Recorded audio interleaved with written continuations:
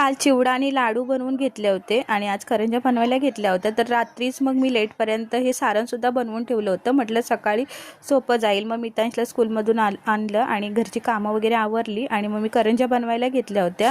बाजूलाच आई राहते, मग आई आली होती मदतीला। मग आईने आणि मी दोघींनी मिळून करंज्या बनवल्या। आई पटापट लाटून देत होती आणि मग मी इथे कटिंग वगैरे करत होती। नंतर करंज्या मस्त अशा फ्राय करून घेतल्या होत्या आणि आज होता गुरुवार, म्हणजे माझा उपवास होता। का म्हणजे बघता बघता दिवस कधीच निघून जातो ना ते समजत नाही कामामध्ये। मग साधा आणि सोपी अशी खिचडी लावली। त्याच्यामध्ये ना मीठ, बटाटे, मसूरची डाळ आणि मूग डाळ ॲड केली होती। एक जुडी शेपूची भाजी होती, मग त्याच्यामध्ये थोडीशी डाळ ॲड केली कारण मग ती जास्त होते त्याच्यामुळे। इकडे शेपूची भाजी होईपर्यंत कुरडई फ्राय करून घेतल्या होत्या आणि खूप लेट झालं होतं आणि भूकसुद्धा लागली होती, उपास सोडायचा होता। मग पटकन असं शेपूची भाजी, खिचडी आणि कुरडईचं जेवण करून घेतलं। तुम्हीही जेवण करून घ्या। चला तर माझ्या चॅनलला सबस्क्राईब करा, लाईक करा, शेअर करा।